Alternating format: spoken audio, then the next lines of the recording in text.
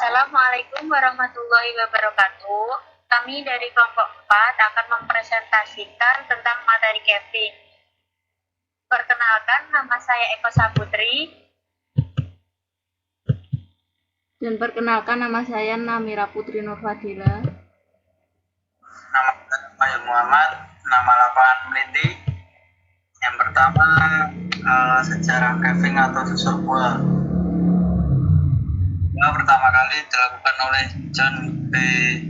Leonmont, seorang ahli bedah dari Somerset, England, pada tahun 1674. Namun, tujuan tersebut tidak dilandasi oleh tujuan yang jelas, sehingga pelaksanaannya kurang matang, sehingga orang yang berjasa dalam mendeskripsikan gua-gua dengan tujuan ilmiah adalah Baron Johann Falsofor dari Slovenia sekitar tahun 1670 sampai 1680. Ia berhasil memasuki 70 gua, membuat peta, dan menyusun buku serta 2.800 halaman. Penelusuran gua di Indonesia sendiri mulai muncul pada tahun 1908 dengan Pecahina oleh Norman Edwin dan Dr. RKTKO yang selanjutnya bercabang menjadi Gerba Bumi, yaitu sekelompok penelusur gua yang berkiblat ke petualangan dan olahraga, serta IKSP, yaitu kelompok penelusuran gua yang berakibat pada penelitian ilmiah dan konservasi. Gua adalah bentukan lorong semuran ruangan yang ada di dalam tanah menurut IUS atau International Union of Speleology Australia. Gua adalah sebuah ruang di bawah tanah yang bisa dimasuki oleh manusia. Ilmu yang mempelajari tentang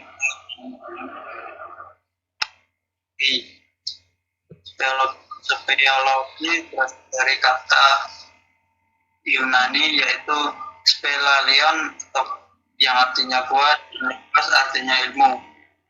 Lingkungan sekitar gua dapat berupa aliran lava yang membeku, batu pasir atau sandstone, batu gamping atau quartz, dan sebagainya. Ada juga istilah spelunca atau bahasa Latin dari gua. Di Indonesia istilah yang paling sering dipakai adalah penelusuran gua atau caving tanpa merujuk tujuannya masuk gua. Oke, selanjutnya pengertian caving atau susur gua. Ada beberapa pengertian dari susur gua. Menurut teman maupun para diver, yaitu menurut IUS atau International Union of Speleology, anggota dari Komisi 10 UNESCO PBB, gua adalah setiap ruang bawah tanah yang dapat dimasuki oleh orang. Lalu menurut RKTKO atau speleologiawan, yaitu setiap ruang bawah tanah, baik terang maupun gelap, luas maupun sempit, yang terbentuk melalui sistem pencerahan, rekahan, atau aliran sungai yang membentuk suatu lintasan aliran sungai di bawah tanah. Menurut proses terbentuknya gua dapat dibagi menjadi 3 jenis. Yang pertama ada gua lava, yang terbentuk akibat aktivitas vulkanik dari gunung berapi. Ketika terjadi letusan, lava yang dimuntahkan mengalir ke bawah membentuk alur-alur memanjang. Ketika bagian atas atau permukaan lava sudah membeku, lava yang di bawah permukaan masih mengalir terus sehingga menimbulkan rongga atau lorong. Yang kedua ada gua littoral, gua yang terbentuk di daerah tebing atau pantai akibat pengikisan yang dilakukan oleh angin atau gelombang laut. Lalu yang ketiga ada gua kapur atau limestone, yaitu gua yang terjadi di dalam daerah batuan kapur akibat dari pengikisan air terhadap batuan kapur di dalam tanah. Selanjutnya terjadinya gua dan sejenisnya. Dua unsur penting yang memegang peran terjadinya gua yaitu rekahan dan cairan yang merupakan sarana bagi suatu cairan yang mempunyai potensi bergerak keluar. Cairan ini dapat berupa larutan magma atau air. Larutan magma menerobos keluar karena kegiatan magmatis dan mengikis sebagian daerah yang dilaluinya. Apabila kegiatan ini berhenti, maka bekas jejaknya atau penyusutan magma cair akan meninggalkan bentuk gua, lorong, celah atau bentuk lain semacamnya. Ini sering disebut gua lava. Proses yang terjadi terhadap batuan yang dilaluinya tidak hanya proses mekanis, tetapi juga proses kimiawi. Karenanya, dinding, celah atau gua biasanya mempunyai permukaan yang halus dan licin, seperti ada yang digambar.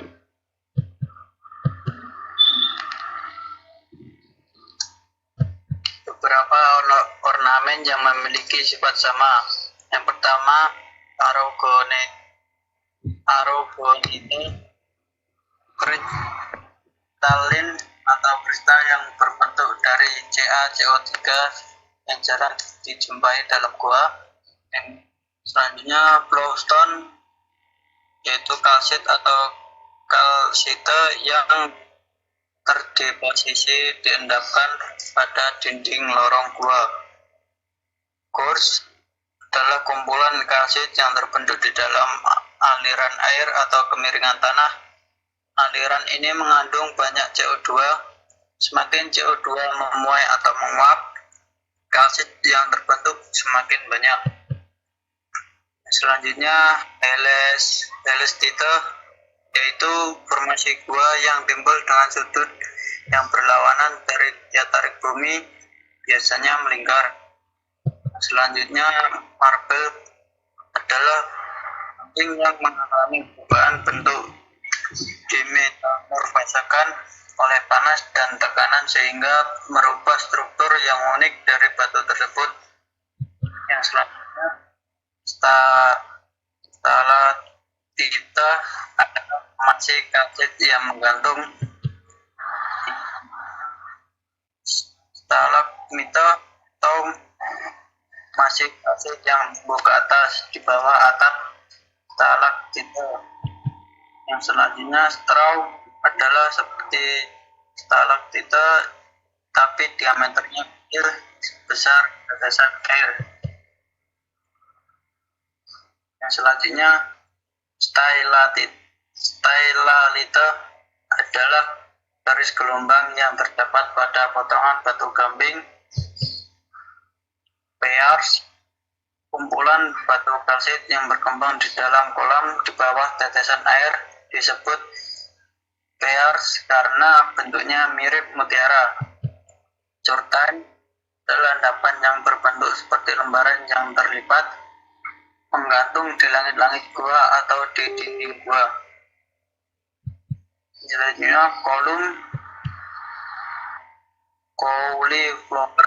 Yang selanjutnya, limestone pool adalah berbentuk seperti bendungan yang berbentuk ketika terjadi pengendapan air.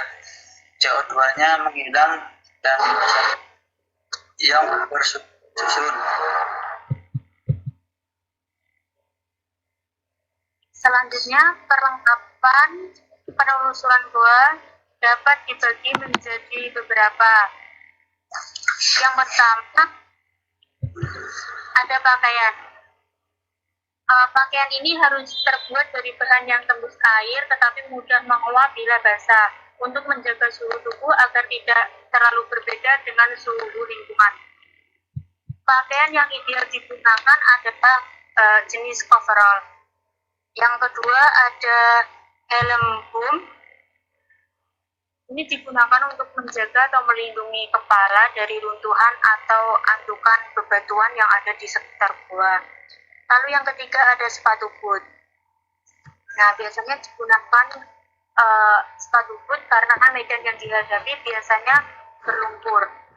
Lalu yang keempat ada survival kit. Ini berbeda dengan survival kit di gunung karena yang dikhususkan pada perlengkapan ini adalah bagaimana menghadapi keterbatasan di dalam gua. Biasanya diutamakan adalah cahaya, logistik, serta obat-obatan untuk berada di dalam gua. Lalu yang selanjutnya ada single rope technique atau SRT. Nah, SRT ini terdiri dari beberapa alat.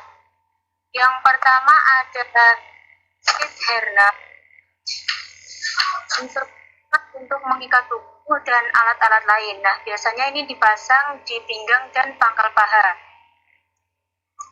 Lalu yang kedua ada sheath ascender jenis crawl, dipergunakan untuk memanjat atau menaiki lintasan atau tali yang dipasang di dada. Lalu yang ketiga ada hand ascender atau ascender yang jenis jumar. Nah, ini biasanya dipergunakan untuk memanjat atau menaiki lintasan atau tali di tangan. Di bagian dipasang ascender, tempat digantungnya foot loop dan postil. Lalu selanjutnya ada scander, yaitu jenisnya yang auto stop, digunakan untuk menuruni tali. Lalu ada million rapid jenis semi seluler.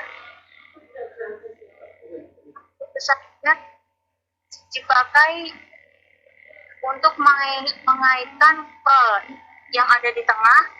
Alat di scander seperti auto stop ada di kanan, postil berada di kiri bersama dua karabinernya.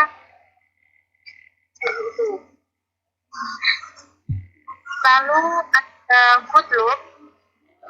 Foot loop ini dipasangkan ke karabiner yang terhubung ke hand ascender, berfungsi sebagai pijakan untuk kaki. Lalu selanjutnya ada postil. Postil ini memiliki dua buah ekor, satu terkait di hand ascender dan satu lagi bebas dipergunakan untuk pengaman saat melewati lintasan-lintasan seperti intermediate, deviasi, maupun sambungan dan lain sebagainya.